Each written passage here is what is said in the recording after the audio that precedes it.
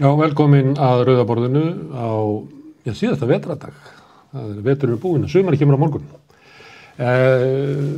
Hingað að Rauða borðinu komin einn gestur, Ingibjörg Sólrún Gísladóttir, fyrrverandi utanríkisráðherra og formaður Samfylkingarinnar og þingmaður Samfylkingar og kvennalista, stjórnmálakona til langs tíma. Og við starfaði núna undanfarin 10 ár í alþjóðastofnunum á svæðum eins og Afganistan og Írak.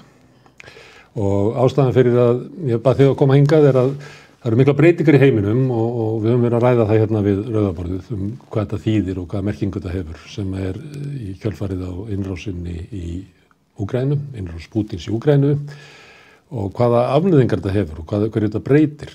Og kannski byrja á því að bara spyrja, upplifir þetta að það séu svona veigamikil straumhvörf í sögunni eins og stundum gerist. Stundum gerist þá bara eitthvað augnablik og þá verður allt breytt.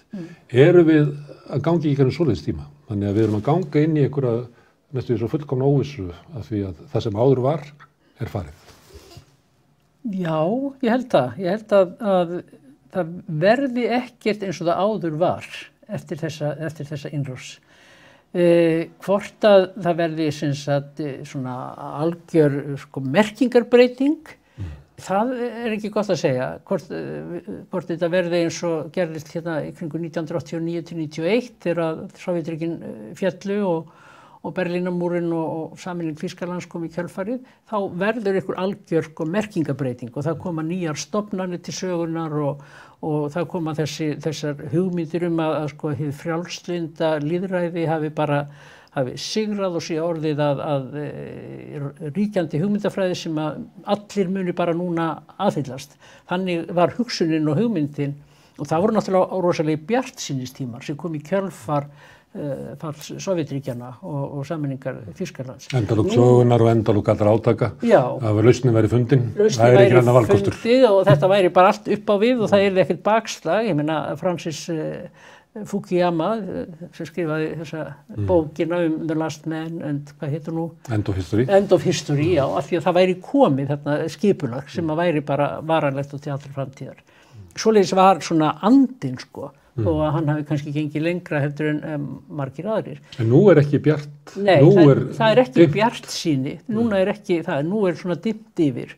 Og það ekki spurningin að finna það sé komið einhver nýr hugmyndagrunnur. Það ekkert svoleiðis. Það eiginlega bara þetta skipulag sem við höfðum og sem hefur verið að byggjast upp allt frá seinna stríði, svona riðað dálítið til falls. Og menn, þetta gamla að hverfa orðið úrelt, en við erum ekki búin að finna það nýja og við erum í þessari kreppu sem að það skapar. Þannig að þegar að fólk að mæta þessu stöðu sem að innrásin og stríðið og varalegt stríð, menn að tala að geti verið stríð í Evrópu bara í nokkur ár, Bandaríkjaher að spá því, það geti vel verið. Að þegar að menn kannski ætla að grípa til einhverja stofnana eða eitthvað til þess að stoppa þetta, að þá virka þeir ekki lengur. Þeir virka ekki. Það náttúrulega stofnanir eins og Sameinuðu þjóðirnar og þá ég nú kannski fyrst og fremst að tala hinn pólitísku stoð Sameinuðu þjóðanna. Ég ekki að tala stofnanirnar sem að sinna svona sértækum verkefnum og hlutverkum. Heldur hinn pólitíska stoð Sameinuðu þjóðanna, þar sem að öryggisráðið auðvitað þungamiðjan. Það virkar ekki. Hvernig veröldin á það að taka á þessum málum, hvernig á það að refsa Rússlandi fyrir innrásina, þar sem að Rússar sitja með neitunarvald. Og þegar með þessi 5 ríki með neitunarvald sem að ráða lögum og lofum og með veikt, það verður bara að segjast eins og alveg burtséð frá þeim einstaklingi sem situr núna sem aðalritari Sameinuðu þjóðanna, að batterið í kringum aðalritaran mjög veikt og staða hans mjög veik. Hann hefur mjög lítið afl til þess að beita sér gegn þessum 5 ríkjum sem að fara með neitunarvaldi sérstaklega. Við talaði ýmislegt fólk hérna þessi tímamót og meðan Pétur Gunnarsson, rithöfund, hann var með þessa kröfu sem svona venjuleg maður út í bæ, sem að hvar Sameinuðu þjóðirnar? Af hverju gera þeir ekki eitthvað? Af hverju erum við ekki með eitthvað svona yfirvald á hinu alþjóðlega sviði sem svona eitthvað tilfinning eins og það ætti að vera þarna? En það ekki þarna og hefur kannski aldrei verið þarna. Það hefur aldrei verið í rauninu og þetta gömul umræða það að það vanti eitthvað svona lögregluvald sem að skerst í leikinn þegar að menn brjóta lög og reglur í alþjóðasamskiptum. alveg svo gerist innan ríkja, þú ert með ákveðna svona löggæslu sem fylgir því eftir að menn brjóti ekki lög og reglur. En það ekki neitt á alþjóðavettvangi, það hefur aldrei verið með Sameinuðu þjóðirnar.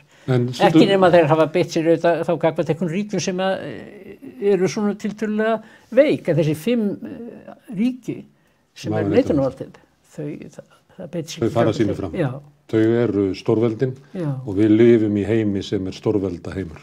Já, og ef að það væri nú sterkara svona embætti aðalritara sem gæti beitt sér án þess að þurfa alltaf að fara í gegnum öryggisráð og þessi 5 neitunarvaldi, þá kannski væri við aðeins betur sett, en það ekki þannig.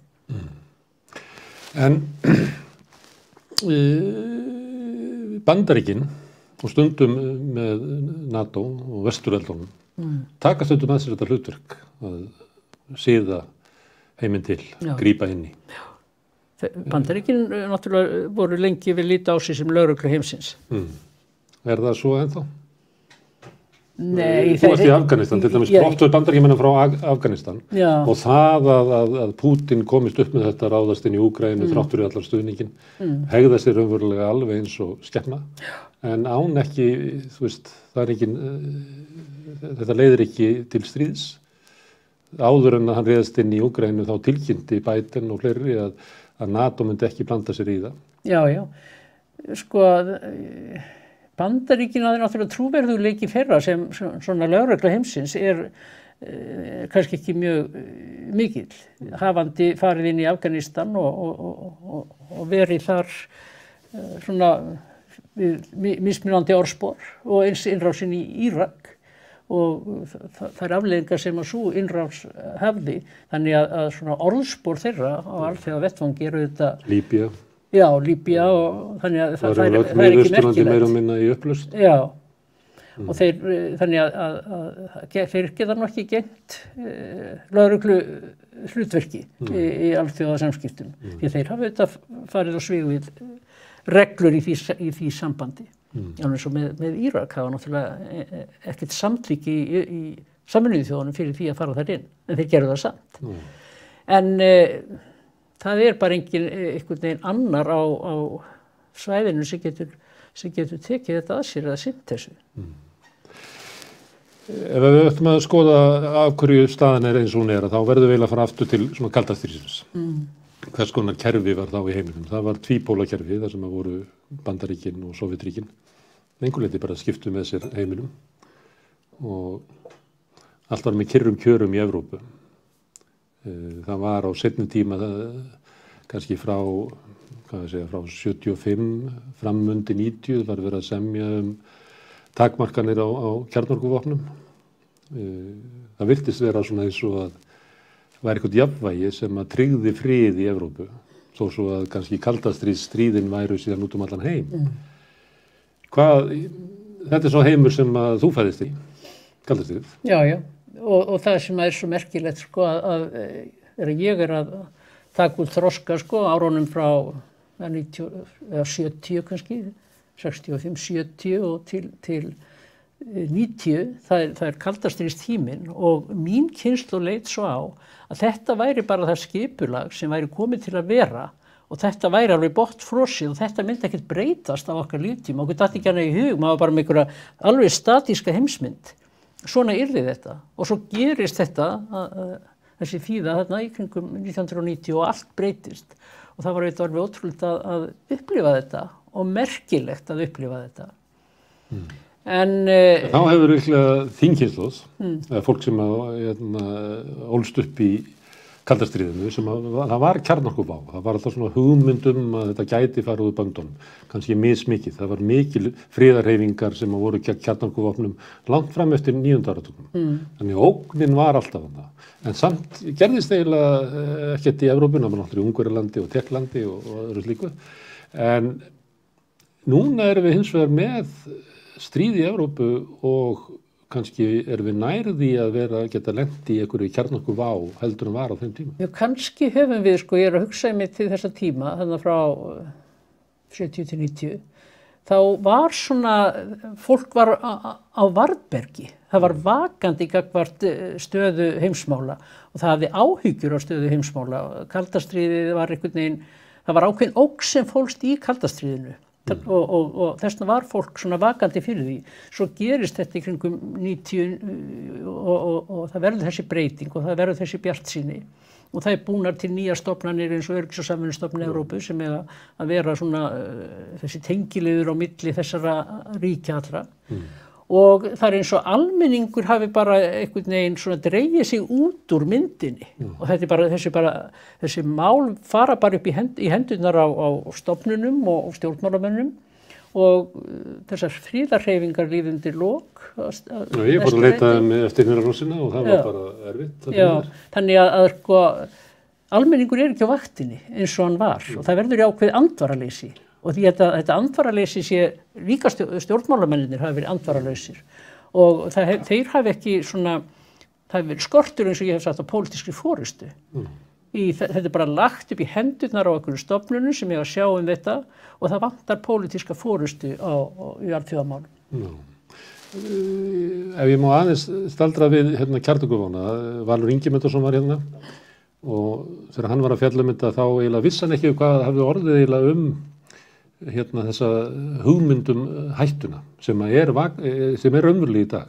Það eru fólk sem heldur í fram á þessum kannski nærði að lendi í einhver svona kjarnorkustríði núna heldur voru kannski nokkuð tíman á kaldastríðsárunum. Og þegar maður var að spyrja hvað var þá kröfurnar og þá sagði hann, það er eins og fólk hafi bara gleymt þessu. Allt í einu bara hvarf þessi vá sem hafði raunverulega lita stjórnmálin, það eru hellinga stjórnmálaflokkum eins og græningjar í Þýskalandi sem eru sprotnir upp úr þessari hreyfingu þannig að þetta var raunverulega sterk og öflug hreyfing. En svo þarna eftir 89-91 þá bara hverfur þetta? Já. En í rauninni hafa vopnin ekki horfið. Nei. Þau eru þarna ennþá. Og við sjáum að núna hættan ekkert, hún fór ekkert. Nei, hún fór ekkert. En við kusum bara ekki að vera að hugsa þetta heldur að hugsa eitthvað allt annað. Eða trúðum við svo mikið að, sem hún nefndir áðan, að aukin viðskipti, aukin pólitísk tengsl, lýðræðisvæðing Austur-Evrópu og þau taki upp hætti Vesturlanda, höfðum við svo sterka trú á því að þetta væri leiðin til friðar, að við hættum að hafa áhyggjur af. Ég skal ekki segja, ég hugsa sko að það það sem fyrir 90, þá eru á sviðinu þessi tvö stórveldi, það þetta tveggja póla system og menn sjá það ákveðna hættu í því að þeim geti lent saman og þau byggja upp sitt kjarnorku vopnabúr sem svona fælingarmátt þess, en allir vissu að þetta var þarna til staðar og raunverulega þetta. Svo allt í einu hverfur annar pullin af sviðinu og þá gleyma menn því að vopnin hurfa ekkert með þessum pól. Þetta er mjög sért. Þetta er líklega að fólk eftir að veltaði fyrir sér hvernig þetta gerðist að þessi mikla vá allt í einu bara hvarf úr hugum afgrunnum.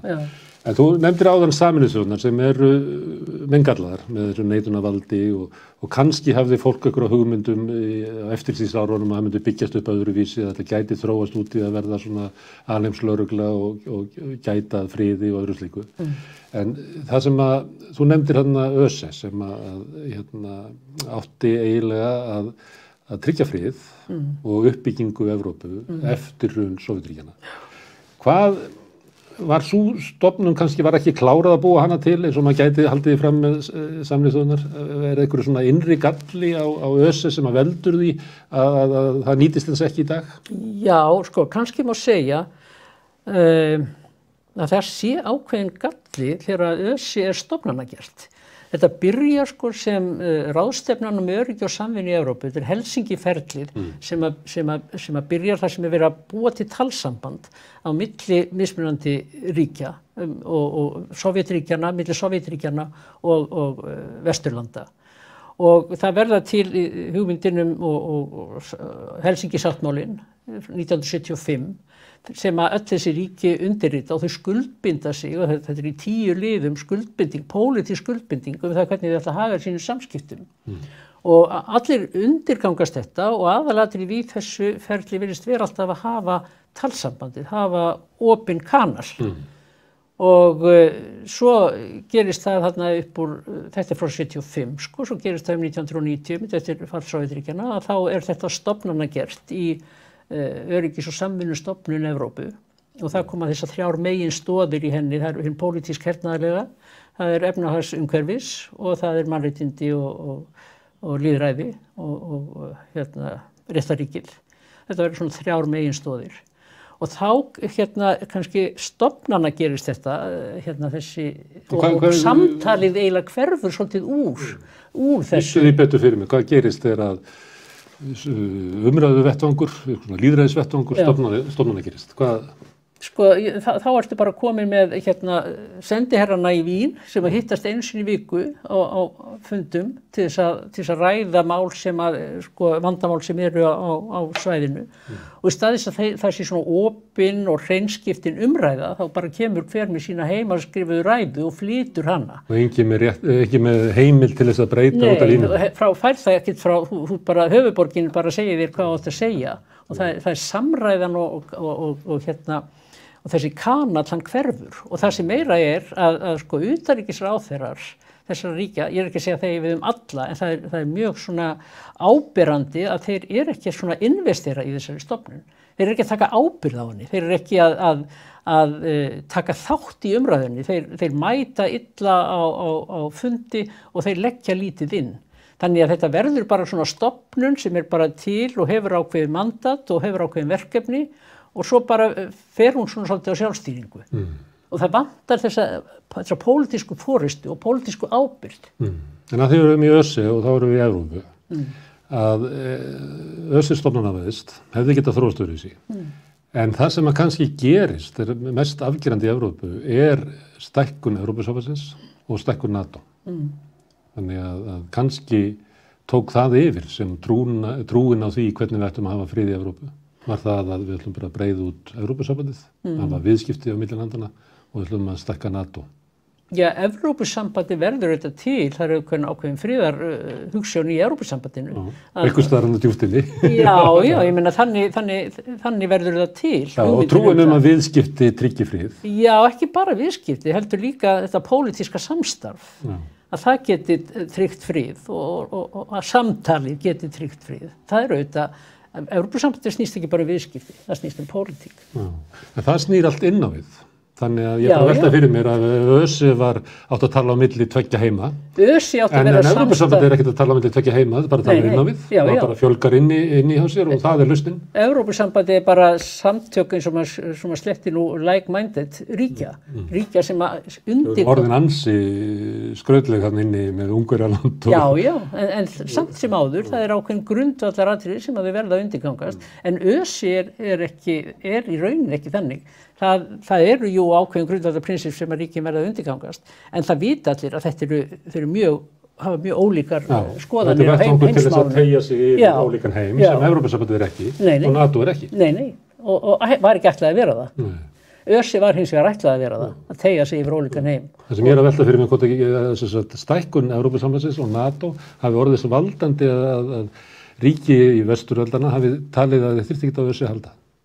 Og þess vegna hafi það raunverulega ekki þróast til þess að vera raunveruleg svona leið til þess að... Nei, það má vel vera að einhverjir hafi hugsað sem svo þegar ÖSE var að verða til að þetta yrði öryggis- og samvinnustofnun Evrópu. Þar að segja þetta yrði það öryggissamstarf sem að allir myndu taka þátt í og kæmi á einhverjum hætti í staðinn fyrir NATO. Og ég veit að það var hugmynd í mér á þessu tíma og ég hef heyrt til dæmis að Gensir utanríkisráðherra Þýskalands hafi meðal annars haft þessa hugmynd.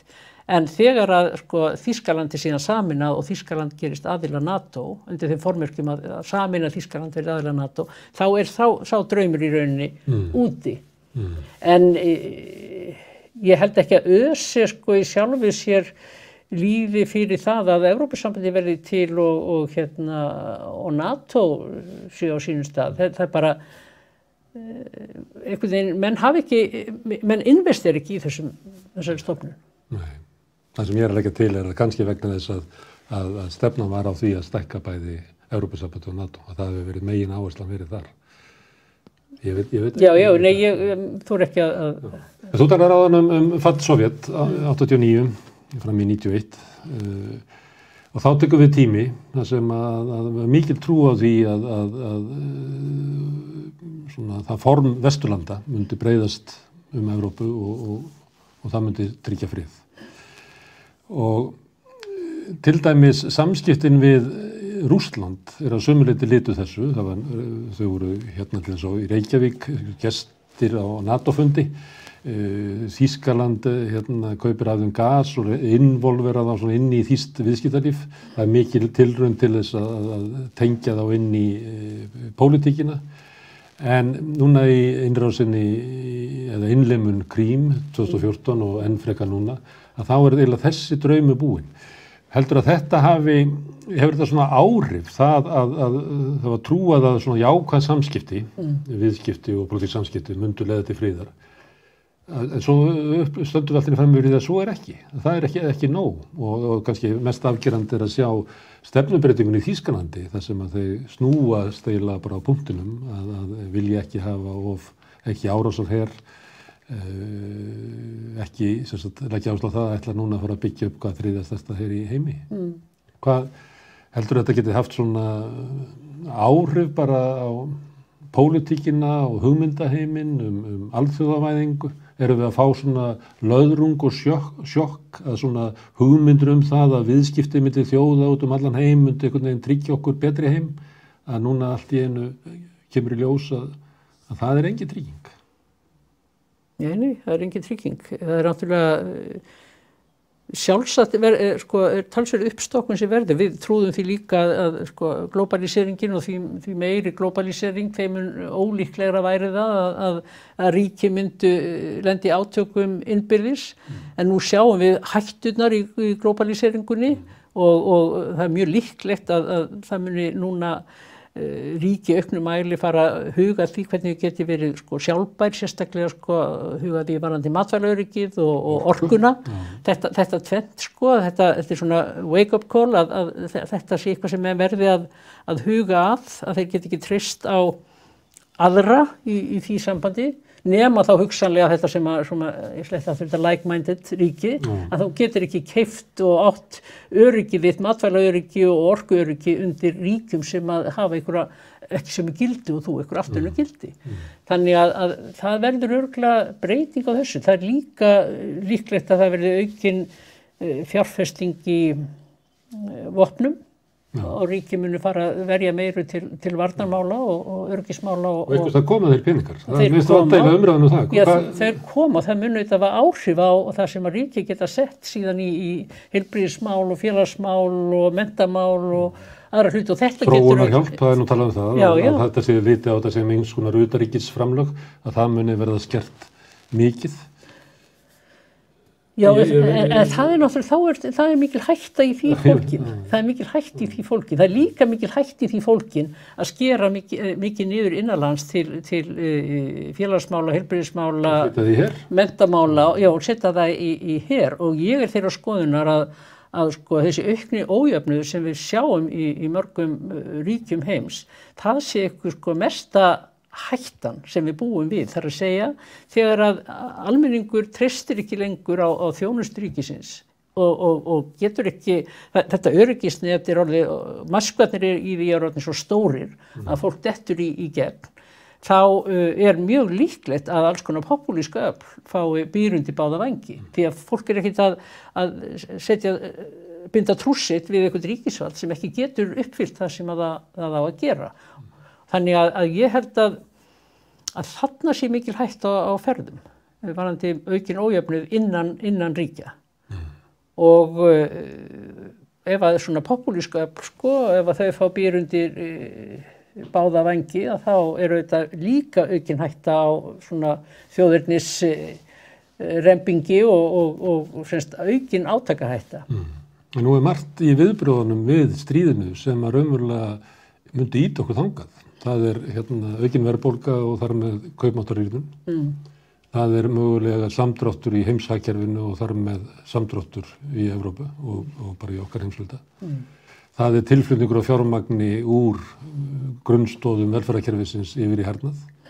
En það margt sem eru í viðbröðum við stríðið sem eru kannski líklegri til að flytja okkur í svona félagslegan óróleika þar sem að Já, ég meina, riðbeltin í Frakklandi eða riðbeltin í Bandaríkjunum, norður héruðin í Englandi, að það verði, við sittum bara uppi með Le Pen og Boris og Trump, sem að nefni nú þá sem að hafa sótt pólitíska sigra inn í þá sem hafa tapað af alþjóðavæðingun í þessu riðbeltum. Já, og það hættan. Það mikil hætta.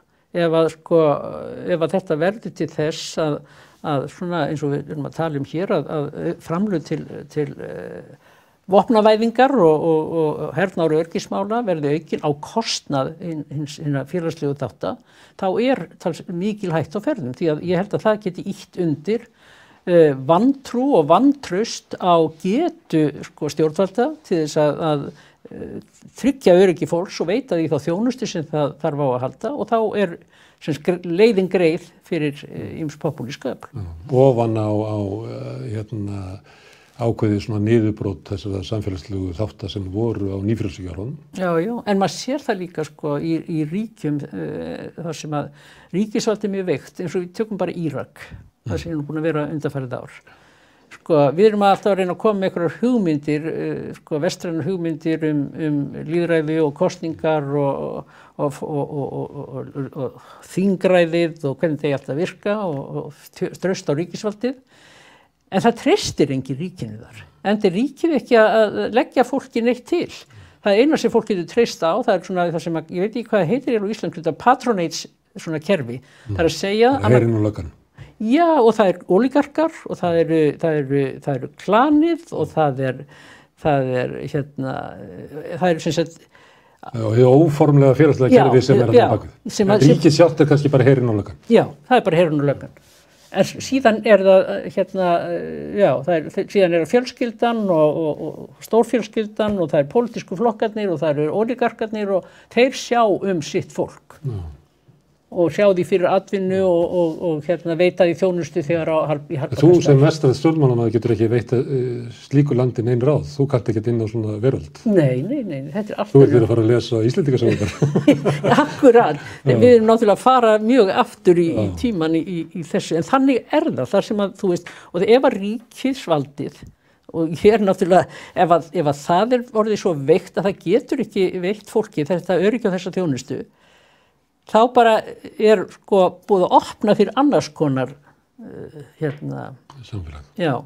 En þessi veiking, það er náttúrulega ekki hægt að spyrja þig að þú varst að koma frá Írak, það sem er svo augljóst hvað þetta er veikt, en það hefur náttúrulega verið veiking ríkisvaldsins og svona, ef við erum að horfa á gamla drauma, þegar við erum að tala svona 89, drauminn hvernig heiminu hefði getað þróast þaðan í frá. En það er líka til svona eftirstríðsára draumurinn að byggja upp velferðarkerfi sem er öflugt og sterkt á Vesturlöndum sem hefur svolítið látið á sjá á svona liðnum árum. Já. Þetta er auðvitað fyrst eftir seinna stríð, þá það sem gerist nákvæmlega. Það verður að reyna að byggja upp öflugt og sterkt velferðarkerfi sem að fólk getur treyst á. Já. Og það er einmitt á þeim tíma þá er sem sagt ójöfnurinn ekki eins mikill eins og hann síðar verður. Ég held þetta sé mjög mikilvægt að passa upp á þetta. Það er ekki margir sem að ræða þetta, af því eins og ég var að segja sambandi við aukna verðbólgu, fyrirsjáanlegan samdrátt í heimsviðskiptum, alls konar hnökra sem að fylgja breytingum á alþjóðavæðingunni, meðan að þau svæði sem að taka sér saman ætla að verða sjálfur sér nógu orku og málma og hvað sem menn þurfa. Aukin útgjöld til hernaðar. Það er ekki margt sem að bendi til þess að fólk sé að tala á þessum nótum að við þurfum að gæta að innviðunum í okkar samfélagum. Nei, það er kannski eitt af því sem að menn verða núna að huga að. Þetta verði til þess að opna augum fólks fyrir ýmsu sem að í okkar samfélagi. Við verðum að horfast í augu við. En þessi breyting sem er að lýsa, mikil verðbólga, samdráttur í heimshagkerfinu, högt í alþjóðavæðingunni, þetta mun hafa mikil áhrif á löndi svo Írak, Það er nú talað að til dæmis Egyptaland getur orðið eitt að fórnarlömbum þess að það kemur ekkert hveiti frá Úkraínu og Rússlandi. Matvælaverðið mun hækka verulega. Þannig að þetta mun hafa gríðarlega áhrif á þessi svæði. Já, gríðarlega áhrif. Og það var farið að hafa það strax. Það var byrjað að hækka sko, matvælaverðið þegar ég var þarna núna bara fyrir 3 vikum eða mánuði. Og hvaða áhrif hefur þetta? Já, þá getur það haft, og það er náttúrulega alveg seginsaga í Miðausturlöndum að þegar verðið og brauðið hækkar. Og kemur arabískt vor, og geti komið arabískt haust. Þá getur mjög auðveldlega brotist út óeirðir og mótmæli í þessum heimshluta. Og það er náttúrulega hefur gjarnan gerst þegar, eins og ég segi, þegar brauðverðið hækkar. En ef við höldum áfram að við vorum með kalda stríðið, síðan kemur tímabil sem að fylgir þar og eftir, þar sem að er trúað á því að vestrænt lýðræði muni taka yfir og tryggja okkur frið. Það endar, klárlega er það búið 2014 með innlimun Krím, þegar það kemur í ljós að Rússland er búið að, ég myndi kannski ekki orða að ná sér, en það er líklegt til þess að nota hernaðamátt sinn, þótt að það sé kannski ekki búið að ná miklum efnahagslegum styrk. Þá er líka það leitir orðið ljóst að sko Kína er að verða sko stærra hagkerfi heldur en getur orðið stærsta hagkerfi í heimi. Þannig þá erum við komin í tíma sem er svona margpóla. Þegar ég var að tala við Val, hann vildi eiginlega segja að tímabil Bandaríkjanna þarna eftir Sovjet hafi eiginlega endað með fíaskóinu í Írak, innrásin í Írak.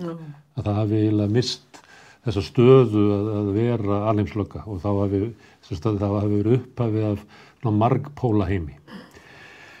Margpóla heimur, hvað er það? Ég meina, tvípóla heimurinn, Sovétríkin voru ekki bara ógn og svartnætti. Það var maður sé því haldið fram að til dæmis að svona opinber kvennastefna á Vesturlöndum hafi sótt ýmislegt þar því að í Sovétríkjunum voru konur fljótari til dæmis að mennta sig, komast til miklu stærra hlutfall.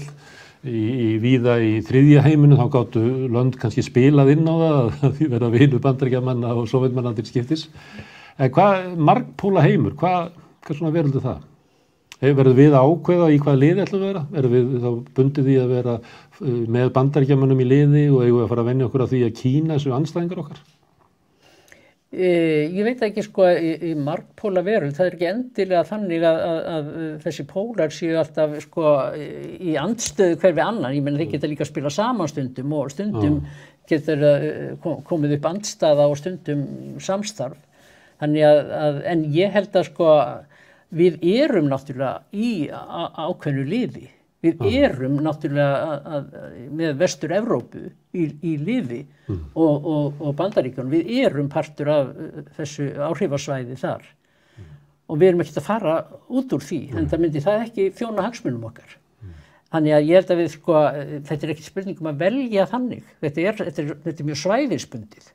Við erum hér á Vesturlöndum í þessum heimshluta, svo ertu með Rússland og einhver ríki í kringu þá, svo geta við átt einhver svona, hvað maður að segja, svona einhver satellite ríki sem að styðja þau og það sama verðum í Kína, þetta er náttúrulega mjög svæðisbundið.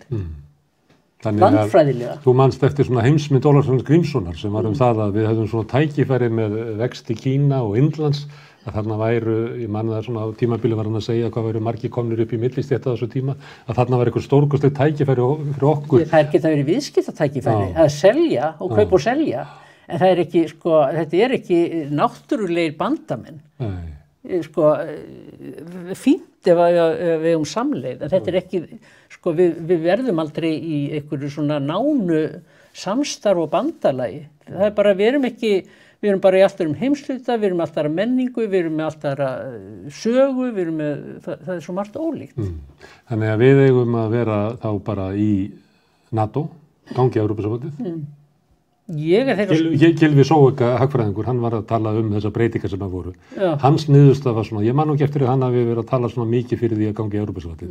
Hann dró eiginlega þá ályktun af stríðinu í Úkraínu og breytingu sem er í heiminum, að þetta nú ættum við bara að ganga inn í okkar heimshluta. Já, og gerum staðalega Evrópusambandinu.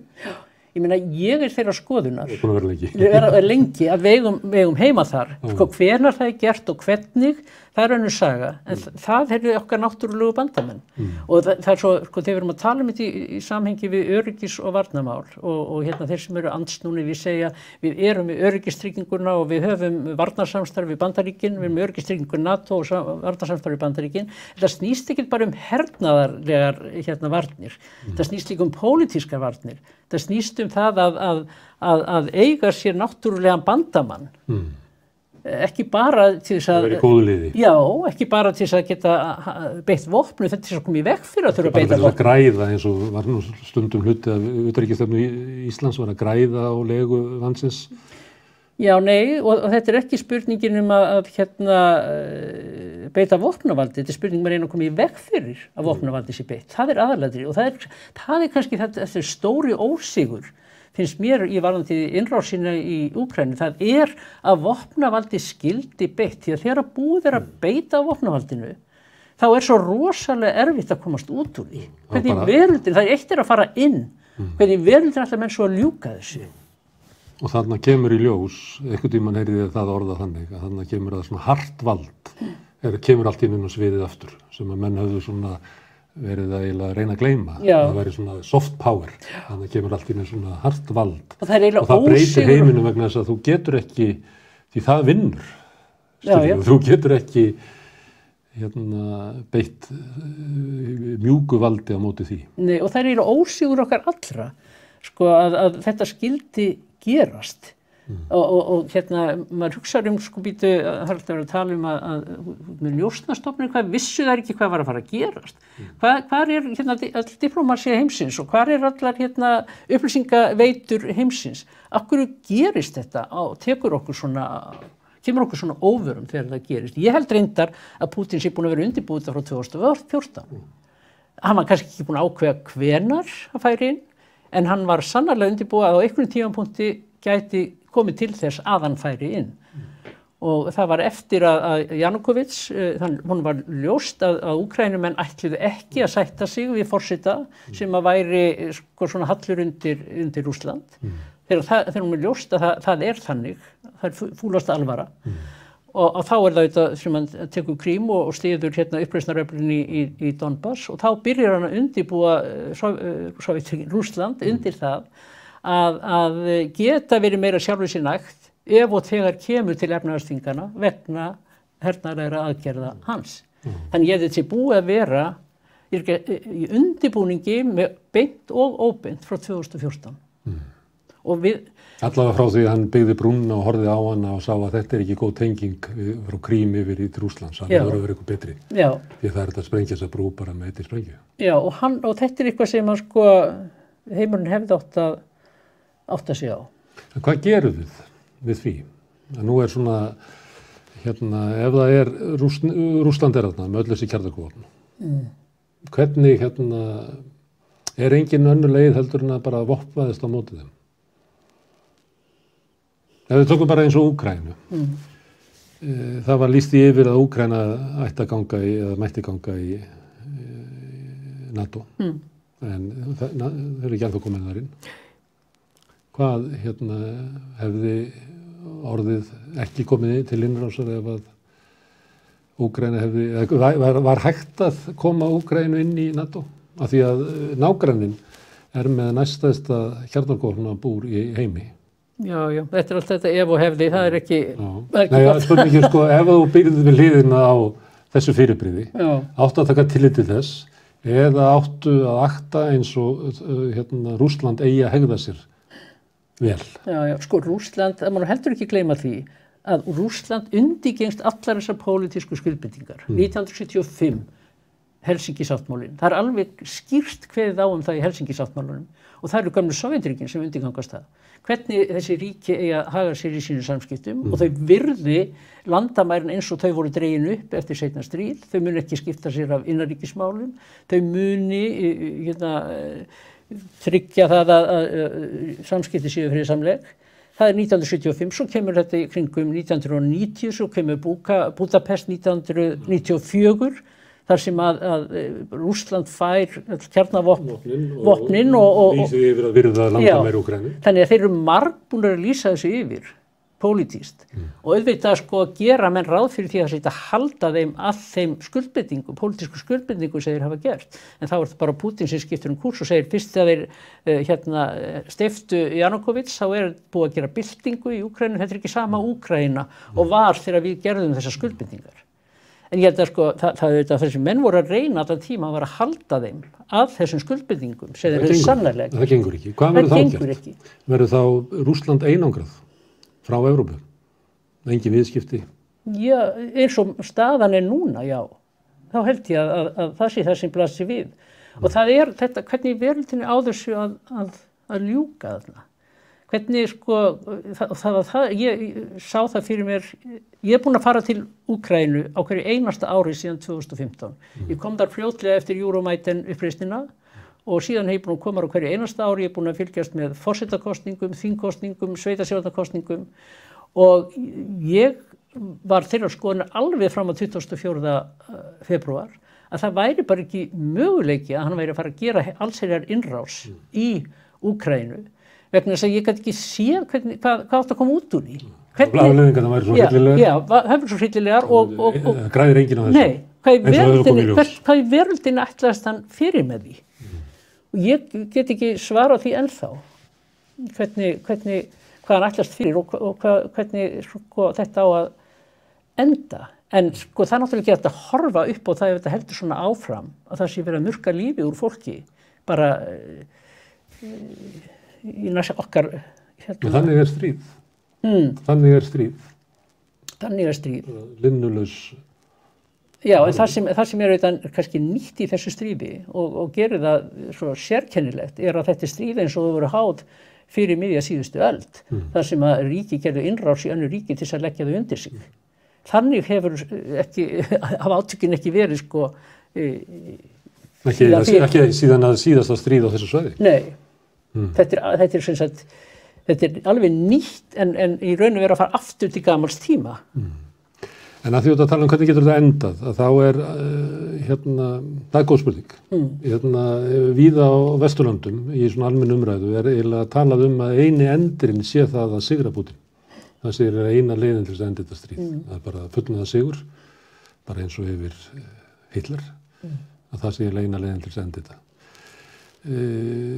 Það voru einhverjir tilraunir til friðarsamninga milli Úkraínumanna og Rússa þar sem að vera að tala og Zelenský var að kasta fram alls konar að bjóða upp á hlutleysi að þjóðaratkvæðagreiðslu í Donbass og svona alls konar hluti sem að vera að kasta líklega frammi fyrir því að hryllingsstríðsins að þessu verður að linna. Hann getur auðvitað ekki hort upp á þessi ósköp. Þetta er náttúrulega hryllingur og að hans markmið hlýtur að vera að stoppa þetta og þá er kannski hægt að horfa á eins konar hluti. En í Vesturlöndum eru menn svona meira á því að þeir eru í fjarska og horfa á Úkraínumenn fórna lífi sínu fyrir vestragildi eins og sagt er. Að öll þessi investering Vesturlanda í viðskiptaþingunum að segjum að Úkraínumenn neyðist til að semja frið. Hvernig geta viðskiptaþingarnir hætt á þess að Vesturlandi séu aðilar að friðarsamningnum milli Rússlands og Úkraínu? Sko, í fyrsta lagi þá aðeins bökkum. Zelenský, hann er kosinn forseti og stór hluti af hans svona pólitíska prógrami var að semja frið í Donbass við Putin. Það var það sem hann gerði út á í sinni kosningabaráttu og út á það fekk hann auðvitað mikið stuðning því að Úkraínumenn hafa almennt enga ánægju af þessum átökum sem hafa verið eiga sér stað í Donbass og vilja auðvitað. Framboð hans var á þessum, hann er rússneskumælandi. Hann er rússneskumælandi og hann talar og maður hélt kannski að það myndi hamla honum í kosningunum af því hann talar mjög slæma úkraínsku. Og rússneska er hans móðumál. Þannig hann er kosið til þess að sameina Úkraínu. Já, og það sem er svo merkilegt að sko, Putin, og það sýnir manni að hann hefur ekki sko, soft power eða hvað maður á að kalla það á valdi sínu. Hann þekkir bara valdbeitingu. Í stað þess að rétt taka í þessa útréttu hönd, hann er búið að kjósa nýjan forseta á þessum grundvelli, hann er rússneskumælandi, hann vil semja og taka hann á orðinu, að þá gera hann það ekki og hann hefur raunin alltaf sko fyrirlítið Zelenský. Þannig að hann myndi frekar vilja hitta Biden og semja Úkraínu. Já, ekki Zelenski. Þannig að sko, hann missir þarna alveg kjörnu tækifæri til þess að og kannski kærði hann sér aldrei það, að leiða þetta til lykta. Svo var náttúrulega þetta Minsk-samkomulag frá 2015, í því svo sem gert ráð fyrir því að það fari fram þjóðaratkvæðagreiðsla og það verði gerð breyting á stjórnarskrá Úkraínu í þá veru að það sé hægt að vera með ákveðin svona sjálfstjórnarsvæði innan ríkisins. Þannig að sú hugmynd búin að vera þarna lengi á sveimi. Hún ekki ný og þess vegna hefði verið tiltölulega kannski auðvelt fyrir Zelenski að leggja þá hugmynd inn í þessar friðarviðræður. Menn vita að Krímskaginn, sko, hann náttúrulega búin að vera tapaður nú í dálítinn tíma. Þetta gat hann gert í upphafi átakana. Hann getur ekki samið þetta lengur. Nú komið, það verður að enda þetta á vígvellinum. Já, hann mun aldrei geta samið þetta sem hann bauð þarna í upphafi. En stríð sem við þekkjum, þau enda ekki á vígvellinu. Það engin endir á þessu stríðum. Þú varst í Írak, það engin endir þar. Það engin endir þar, það heldur stöðugt áfram. Nei, þannig að við getum verið að horfa á það að stríði geti af sér alls konar. Segjum til dæmis að Zelenski reyna að semja, þá náttúrulega rís upp einhverjir harðari þjóðernissinnar sem ekki vilja. Þannig að það getur líka verið að við séum að bara horfa á Úkraínu. Stundum við tala að stríðið muni búa til Úkraínu sem þjóð, að þú veist, tryggja hana saman, samin hana aftur. Það það sem merkilega sem hefur gerst að það eiginlega enginn sem að fagnaði komu Rússanna, sem að kannski miðað við hvernig var fjallað þetta áður maður hefði getað gert ráð fyrir og Pútín örgulega getað ráð fyrir, en það gerist ekki. Þannig að Úkraínumenn standa saman, en ef að stríðið heldur áfram árum saman. Já, það er náttúrulega líklegast, sko, ef að þetta verði einhvers konar, ef að menn geta samið eitthvað, þá verður það væntanlega að setja þetta á ís einhvern veginn, sko. Já, og þetta verður bara frosið, það verður bara fryst, og þá verður það kannski sko rússnesku parturinn þarna í suðaustrinu og svo Úkraínuparturinn í norðrinu. Það verður svolítið eins og Suður- og Norður-Kórea, sko, svona ákveðin skipting sem verður bara fryst í einhvern tíma og svo verður menn að halda áfram einhvern samræðum í ár og áratugi jafnvel. En svo í Kóreu, það bara vopnahlé, það ekki inn í friðarsamningnum, það bara vopnahlé.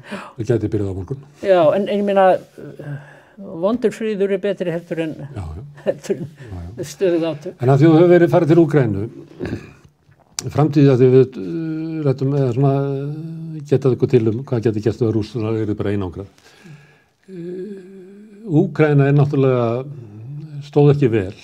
Þetta það verið eitthvað að í Úkraínu alveg frá hruni Sovétríkjanna. Það ennþá landsframleiðsla á mann bara sama og var við Sovét. Það gríðarlegu fólksflótti sem hlýtur að hafa áhrif á allt samfélagið. Ég held að það séu bara 8 milljónir sem hafi flúið eða sem hafi fækkað Úkrænumönnum áður en það kemur til stríðsins og núna eru 4 milljónir farnar til viðbótar. Hvað? Ég veit að það erfitt að við erum í svo miklu óvissu, þannig ég held að þetta spyrja það. Hvernig sérðu framtíð Úkraínu? Sko, ég finnst ég hafa séð á þessum árum sem ég hef verið að heimsækja Úkraínu mikla breytingar og mér finnst það mikill, sko, það er mikill kraftur í fólki, það er mikill áhugi og löngun til þess að byggja upp og þróa þarna lýðræðisríki, ef við getum sagt sem svo, og það er svo sem ekkert skrítið að Úkraína standi illa, því að maður horfir á, sko, eins og Sovétkerfi var, þá hafði Úkraína fyrst og fremst það hlutverk að framleiða korn og svo var það stál og kol í Donbass-héraðinu og svo var það reyndar, og það er kannski þess vegna sem að úkraínski herinn stendur sér svona vel. Það var, sem sagt, hvað maður segja, það voru bækistöðar hersins. Það var sko mikill kúltúr í Úkraínu, hernaðarlegur kúltúr. Og það er örugglega eitthvað sem er að vinna með þeim núna í þessum átökum gegn Rússum, að þeir byggja á gömlu merg. Þetta var auðvitað útvörður Sovétríkjanna gagnvart Evrópu. En sko þannig að það var engin grunnur að byggja á í rauninni þegar þetta ríki verður sjálfstætt ríki.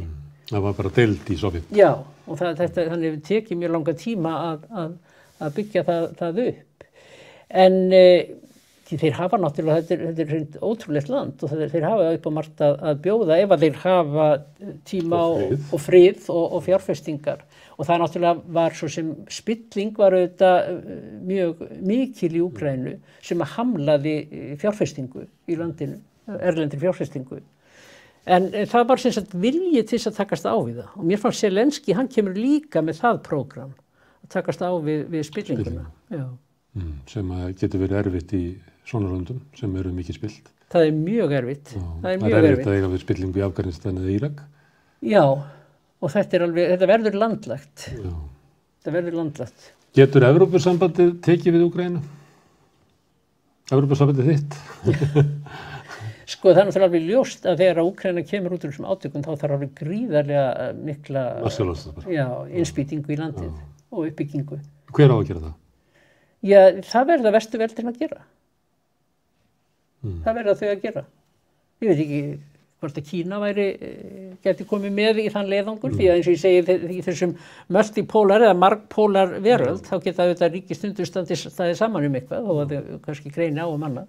Það er hugsamt að Kína geti komið með í þann leiðangur. En það verður En það er gríðarlegt verkefni fyrir Evrópusambandið. Þetta er stór þjóð. Þetta voru 40 og ætti að vera 48 milljónir eða voru 40 milljónir fyrir stríð og nú náttúrulega það er ekki víst að allt fólki snúið tilbaka sem flúði. Það getur mjög alvarlegt fyrir svona land að missa fólk frá sér því það er ekki víst að það rati tilbaka. Nei, en hins vegar það er margt, það er heilmikið aðdráttarafl í Úkraínu og svona borg eins og Kív, þetta er heimsborg. Það er náttúrulega, maður sér það bara þegar maður fer Kív, það er ekkert skrítið, þetta er kallað krúnudjásnið sko í gamla keisaraveldinu. Verið þar þykk og öflug evrópsk menning miklu lengur en hér í Reykjavík. Það sé sagt. Hérna, við erum að tala Evrópu og öryggismál. Eitt af því sem var í aðdraganda þessara atburða, sem að Trump orðaði, að Evrópa yrði að verða sjá kannski sjálft sína varnir frekar, af því að hann leit svo á að Kína væri andstæðingurinn og svona áherslur Bandaríkjamenn myndu flytjast frá Evrópu og Evrópa ætti að sinna frekar og hann krafðist þess að allir myndu hækka framlög til varnarmála sem að menn að gera núna. Mörguleiti alltaf rætast leiðir að segja það en margt af því sem Trump sagði eiginlega veröldir sem að við erum að standa minni alþjóðavæðing, frekar að reyna að flytja störf og vera sjálfur sér nógu orku. Evrópa borgi fyrir varnirnar, andstæðingurinn í Kína, einhver leiti, þá er þetta það sem var orðað fyrst á Trump-tímanum. Pólitísk forysta í Evrópu,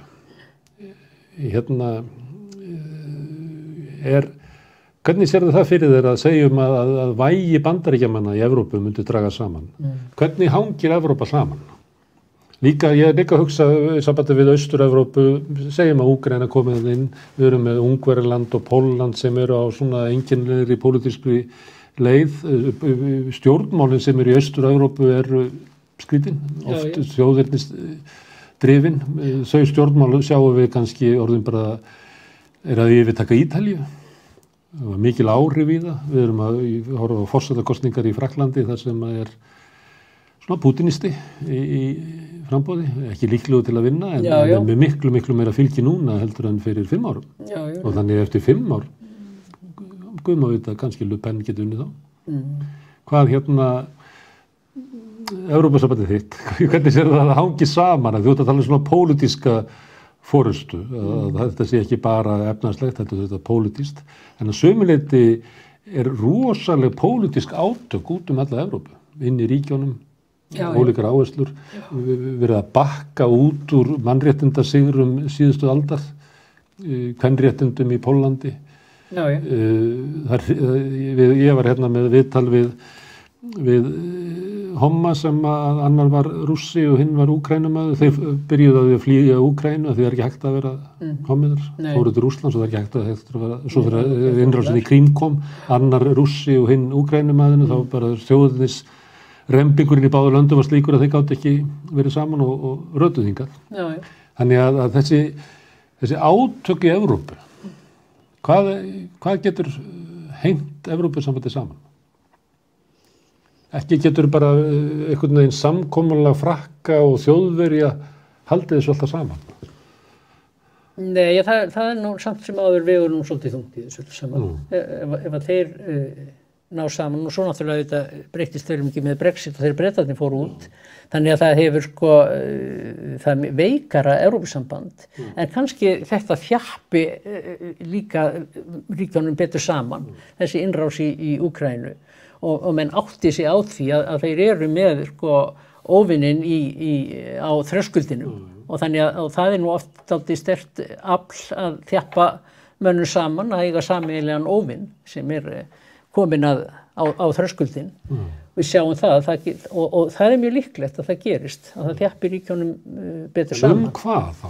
Því að það ekkert alltaf gott að þjappa saman gott andstæðingi. Það býr ekki endilega besta samfélagið inni.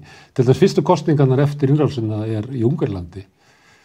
Það ekki góð tíðindi. Nei. Og svo erum við í Frakklandi og þar aftur svona Pútínistanir. Já, við verðum náttúrulega að vona að þau þjappi sig saman þessi gildi sem að þetta byggir á, sem er auðvitað þessi gildi lýðræði og mannréttindi og réttarríkið og þau öll grunngildi. Það verður auðvitað hamra á þeim og það verður að reyna að tryggja það að þau haldi. En það auðvitað veikleiki í Evrópusambandinu alveg eins og í Sameinuðu þjóðunum að aðildarríkin þau þola mjög illa að hafa sterkt framkvæmdavald yfirþjóðlegt vald sem að þarf samt að vera. Og það ekki. Nei, það ekki. Sérðu það að þróunin verði þannig að Evrópusambandið þróist í þá átt? Ég nefndi Ungverjaland að það var bara í haust, þá var ráðstefna það sem að Orbán og Lög og réttur í Póllandi og Salvini í Ítalíu voru að tilkynna sínar hugmyndir þróun Evrópu sem var að minnka vald Brussel, auka vald þjóðríkjanna. Þannig að þetta bara raunveruleikinn í Evrópusambandinu. Já, þetta raunveruleikinn.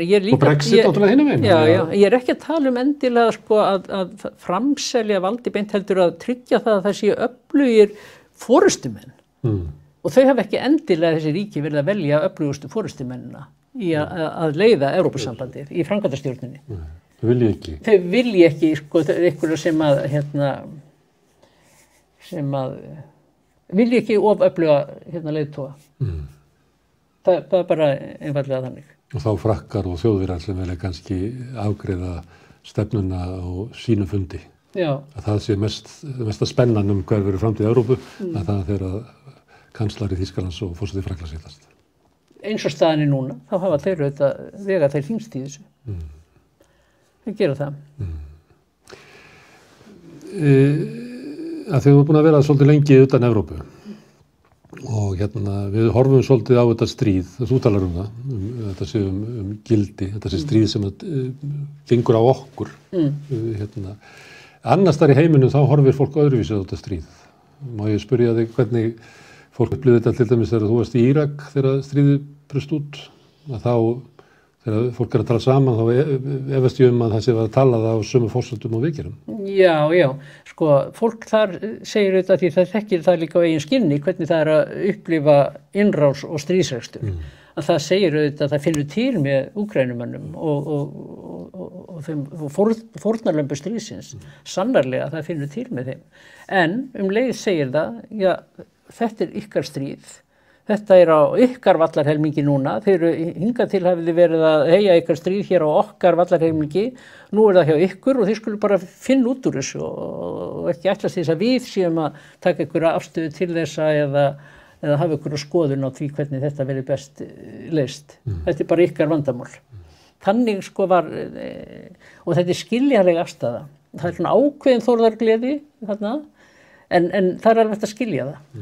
Við óska gömlu nýlenduveldunum ekki alls góðs. Nei, og ekki vera ángra okkur með þessu stríðu ykkar. Finnið bara út úr þessu. Þetta sést svolítið í viðskiptað þvingununum, að þau eru eiginlega bara bundin við vesturveldin og þeirra nánustu vinnir. Ástralía, Japan, Nýja-Sjáland, Kanada, Bandaríkin. Það koma líka inn bara kaldir hagsmunir, hverjir hafa efni á því. Að ráða sér þessar viðskiptaþvinganir. Það náttúrulega ýmis ríki sem bara telja sig alls ekki hafa efnið og alls ekki geta gert það öðru sem að það komi mjög illa niður á almenningi og leggja ekki í þá vegferð.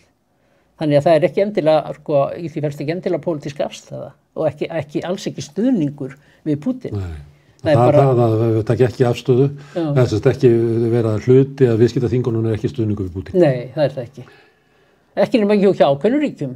Það náttúrulega, ef við tökum Sýrland og en svo sögulegt, það hérna Víetnam og það svona poppar allt upp svona, maður dettur aftur í kalda stríðið. Já. Það bara eitthvað sem maður má rekja langt aftur. Já, og svo koma upp svona alveg svo með Íran, sko, sem var svona alltaf tvístígandi við hvað það ætti að gera, vegna þeir nutu jú ákveðin stuðning, sko, Rússa þegar Bandaríkjamenn dróðu sig út úr samningnum kjarnorkuuppbyggingu í Íran.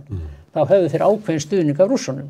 Heldur það að fara í gang núna einhver umræð það hvers konar svona alþjóðakerfi sé hægt að byggja upp? Að þú nefndir hann að ÖSE hafi orðið til eftir hrun Sovét, Sameinuðu þjóðirnar náttúrulega þjóðaráðið var til þarna eftir í kjölfarið fyrir heimsstyrjöldina og Sameinuðu þjóðirnar svona blómstrað eiginlega byggjast upp mikið á eftirstríðsárunum.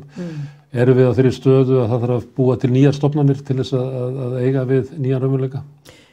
Já, eða breyta þeim, það líka hugsanlegt. Það ekki endilega nauðsynlegt að byggja upp nýjan. Ég meina, Sameinuðu þjóðirnar, það verður auðvitað verða einhver breyting á Sameinuðu þjóðunum, en hvernig það á að gerast, það nú þrautin þingri, sko, því að endar alltaf á þessum 5 ríkjum sem hafa allt það að segja. En ÖSE, sko, ég held að það væri kannski að blása einhverju lífi í ÖSE og það náttúrulega kosturinn að Rússarnir eru þar. Og það ekki búið að henda þeim út þar eins og í Hvað finnst þú það fyrir að vera að henda þeim út hér og þar? Mér finnst það orka með tvímælis og ég veit að svo hugmynd kom upp innan ÖSE. Þú vilt halda þessi möguleiki á því að tala við ykkur? Já, það verður að vera möguleiki á því að tala við þá. Það verður að vera talsamband. En ég get alveg skilið það eins og í mannréttindaráðinu og þú veist, þegar ríki eru svona þverbrjóta og standa fyrir drápum og almennum borgurum eins og þarna gerist, þá skil ég það. En í pólitíska starfi, þeir verða að vera þar. Við þurfum einhverja stofnanir þar sem að okkar anstekkilegasti óvinnur er líka inni. Já, því á endanum þá þurfum við að semja við óvinnin. Við þurfum ekki að semja við vinn okkar. Við semjum við óvinnin. En nú eru nágrannar okkar í Svíþjóð og Finnlandi að hugsa gangin í NATO. Ég veit ekki hvort að það auki öryggi eða dragi úr því. Stundum ágætt að hafa einhver lönd eins og Austurríkismenn reyndu nú að fara eitthvað ágætt að hafa eitt og eitt land sem er ekki hluti af NATO. Því að það eitthvað þarf að senda nefið til óvinnarins. Já, Svisslendingar hafa gjarnan gegnt þessu hlutverki og þeir hafa verið til dæmis talsvert virkir inn í Úkraínu á vegum ÖSE, Svisslendingar. Þannig það gott að hafa einhverja slíka, einhverja sendibóða. Fagnar því að Svíar og Finnar sig að gangi NATO? Ég hef ekki hafa neina skoðun á því eins og sjá bara hvernig umræðan verður. Þetta náttúrulega eðlileg umræða, en þetta nú ekki orðið. Nei. Og kannski sorglegt að svo tími að þau gátu vera fyrir utan sér liðin. Já, það er það. Það bendir til þess að við séum miklum ófriða tíma. Já, hins vegar held ég að Norðurlöndin sem slík gætu aukið verulega sitt samstarf. Og þau, ef þau binda sér saman, þá eru þau, hafa þau heilmikið vægi, bæði efnahagslega og pólitískt. Vættu að gera það. Já. Ég held að við myndum spyrja þjóðirnar að þá myndu þær helst vilja vera í ríkara samstarfi. Norðurlandaþjóðirnar. Við þú furðulegt að það sé ekki utanríkisstefna þessar ríkja að gera það því að ég held að það sé það sem að fólkið í þessu löndum helst vildi. Já, og ég veit ekki hvað það er eiginlega sem kemur í veg fyrir það nema það sé það að þessi ríki eru alltaf svona svolítið innbyrðis samkeppni það hvaða ríki hvaða ríki hefur stöðuvald á hverjum tíma. Það er bara eitt í lokina því þú varst utanríkisráðherra og það er núna því að það verið að tala og reka eftir því að ríki auki hernaðarútgjöld sín og viðmiðunin er 2%. Íslendingar hafa komist upp með að vera með ekkert slíkt. Það hafa verið ég held að sé 3 milljarðar sem að fara í öryggismál og fjárlögunum á þessu ári. Ættu að vera yfir 70 milljarðar. Er hætta á því að ríkin í NATO fara að horfa á þetta hlutfallslega ríkaland sem við erum og ætlast til þess að við borgum meira. Einu sinni var litið á aðstöðuna sem við veittum á Keflavíkurflugvelli að það væri ígildi einhvers nú talið að það sé nú ólíklegt að menn horfið til þess að fara að byggja hér upp einhver herstöð, alveg sama hvernig átaki verði. Bandaríkjamenn kannski síst áhuga á því vegna þess að þeirra fókus bara einhver liti komið annað. En það gengið á okkur að við borgum meira. Því að þú nefndir áðan með að flytja peninga frá þörfum verkefnum í heilbrigðiskerfið og yfir í her. Gætu við verið að lenda í svona? Ég hugsa það sé bara talsveit líklegt að við getum verið að lenda í því að við þyrftum að auka framlög til varnar og öryggismála og það auðvitað ýmsir hlutir þegar við erum að tala framlög til varnar og öryggismála þá það ekki endilega tengt hernaði svo ég endurtaki það mér menn einblínum of á einhver hernaðarlega þætti sem eru beint tengdir vopnum og her því að það auðvitað ýmislegt eins og bara í hvað heitir cyberöryggi netöryggi og ýmislegt varðandi öryggi á norðurslóðum sem að við gætum gert meira í og gætum þurft að fjárfesta meira í. Mér finnst ekki ólíklegt að við verðum krafin það fara nálgast 1%. Já, að auka framlögin því þau hafa staðir náttúrulega í stað núna ansi lengi. Já, og það munar töluvert mikið það ef þessi þrýstingur kemur á því að þetta eru háar upphæðir.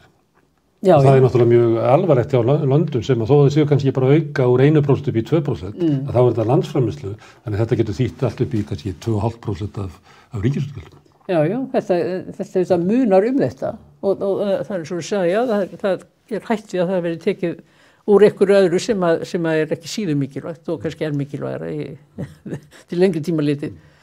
Herðu, Ingibjörg, við skulum enda hér og við þakka þér kærlega fyrir komuna og þá þolir maður til þess að spjalla við mig þar sem ég að reyna að átta mig á stöðu heimsmála sem eru í óvissu. Það getur verið gaman að tala á þeim tíma þar sem raunverulega mikil óvissa. Það þetta sem svo ég endurtaki það að það ákveðin kreppa og þessi kreppa vegna þess að þetta gamla orðið úrelt og úr sér gengið en hinn nýja ekki orðið til. Nei, og þess vegna skiptir máli að við tölum saman. Vegna þess að ef við tölum ekki saman inn í óvissunni að þá hætt við að við grípum bara til einhverja gamalla úrræða og þau ekki falleg sem að yrði gripið til. Nei. Þannig að maður getur alveg séð fyrir sér slíka þróun í Evrópu þar sem að bara harða valdið ríkir. Já. Og þar sem að menn svo ég endurtaki það með þessa pólitísku forystu og það líka spurning pólitíska ábyrgð og það eitthvað sem svolítið mikið á undanhaldi og ekki bara á alþjóðavísu heldur líka bara svona bara í landsvísu bara ekki bara á Íslandi heldur víða að menn vilji ekki taka ábyrgð. Já. menn vísa gjarnan ábyrgð frá sér. Já, þú meinar að menn vil ekki mæta breyttum tíma með því að búa til nýja stefnu, heldur hanga bara á gömlu stefnu og standa fyrir það og vera frontaða sem að þeir standa raunverulega fyrir. Það náttúrulega raunverulega hætta. Og leggja eitthvað í það. Já, það raunverulega hætta þegar hugmyndakerfi og svona hugmyndir eins og til dæmis við höfum verið að ræða hér að auki viðskipti, tryggja frið og allt svona, þeirra svona hrynur að stjórnmála getan og líka umræðu vettvangurinn sem náttúrulega orðið mjög skrítinn við það og splundraður og fleira. Það ekkert gefið að við á Vesturlöndum höfum þrekið í því að horfast í augu við óvissuna og finna nýja lausnir. Nei, nákvæmlega. Já. Og það þetta sem að skipti samt svo miklu máli því að maður hugsa líka bara tilbaka eins og þegar Evrópusambandið var að verða til. Allt það pólitíska kapítál sem fór í það og allt svo hugsun og allt svo kraftur sem fór í að búa þetta til. Það getur leyst svo mikið úr læðingi, en spurningin hvort við höfum þrekið það í dag. Já, og hvort það sé til. Já. Og hvar við erum að örfa það. Við erum að örfa það hérna við Rauðaborðið. Og ég læt þetta vera lokaorðin. Það sumardagur 1. á morgun. Það loforðum að lífið endurnýja sig og lífið sigri dauðan. Við vonum að það rætist. En ég þakka Ingibjörgu Sólrúnu og þeim sem sátu hérna með okkur og hlustuðu kærlega fyrir. Ég hvet eins og vanalega fólk til þess að læka þennan þátt og síðu samstöðurinnar á YouTube. Ástæðan fyrir ég alltaf að þrástaklast á þessu vegna þess að þetta skiptir máli. Þið raunverulega byggið upp dreifikerfi samstöðurinnar. Við erum með mótmæli núna á laugardaginn og við notum samstöðuna til þess að dreifa þeim. Þess vegna skiptir þetta sérstaklega miklu máli.